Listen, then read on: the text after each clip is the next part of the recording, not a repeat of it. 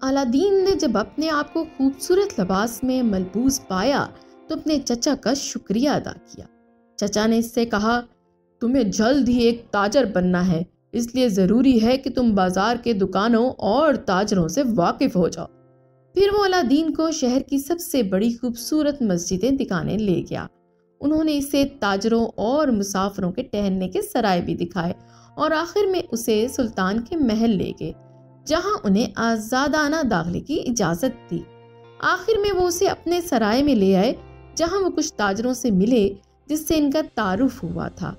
उन्होंने इन ताजरों के साथ दावत का एहतमाम किया ताकि अलादीन उनसे वाकिफ हो सके। ये दावत रात देर तक चलती रही।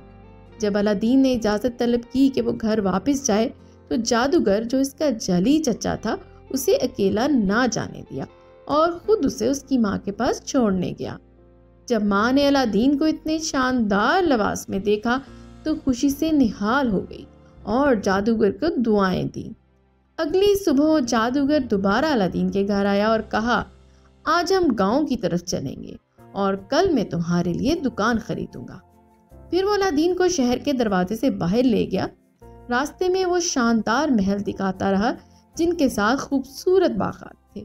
हर महल को देखकर वो अलादीन से पूछता, क्या ये महल खूबसूरत नहीं? अलादीन, जो सब कुछ शौक से देख रहा था, हर दफा कहता, जी चचा, ये तो पहले वाले से भी ज्यादा खूबसूरत है। जादूगर की चालाकी से वो अलादीन को शहर से दूर ले आया। आखिरकार वो एक बाग में पहुंचे जहां एक चश्मा था जिससे पानी एक कांसी के शेर के मुंह से बह रहा था। जादूगर ने वहां बैठने का बहाना किया और कहा, आओ भतीजे, हम थोड़ा आराम करें और फिर आगे चलेंगे। जादूगर ने अपनी कमर से एक रुमाल निकाला जिसमें कुछ केक और फल थे। खाने के दौरान उसने अलादीन को नसीहत की, बुरे दोस्तों से दूर रहो और अक्लमंद लोगों की सोहबत इख्तियार करो। तुम जल्द ही बड़े हो जाओगे और अक्लमंद लोगों की पैरवी तुम्हारे लिए बहुत फायदेमंद होगी। जब खाने के बाद वो फिर से चले तो जादूगर ने अलादीन को बागात के उस पार एक तंग वादी की तरफ इशारा किया जो दो पहाड़ों के दरमियान थी और उस तरफ ले गया।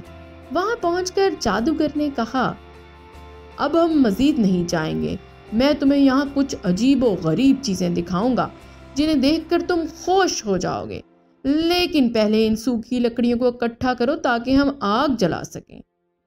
अलादीन ने फौरन बहुत सी लकड़ियां इकट्ठी कर ली। जादूगर ने आग जलाई और उसमें कुछ खुशबू डालकर जादुई अल्फाज कहे। फौरन जमीन खुल गई और एक पत्थर जाहिर हुआ जिसमें एक कांसी की अंगूठी लगी हुई थी।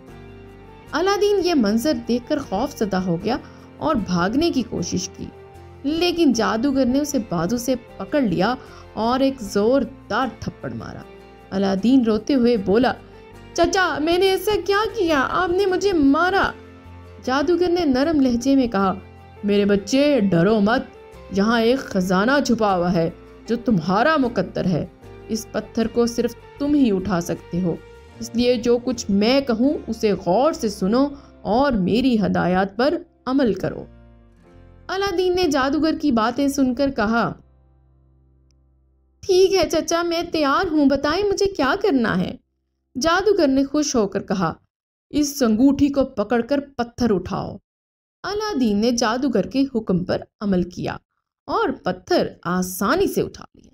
नीचे सीढ़ियां नजर आईं जो एक दरवाजे की तरफ जाती थी। जादूगर ने कहा, इन सीढ़ियों से नीचे जाओ और दरवाजा खोलो। अंदर 3 बड़े हॉल हैं, इनमें सुनहरी और चांदी के बर्तन हैं, लेकिन खबरदार, उन्हें छूना मत। तुम सीधे तीसरे हॉल तक जाना जहां एक बाग होगा। बाग के आखिर में एक चिराग होगा, उससे उठा कर लाओ।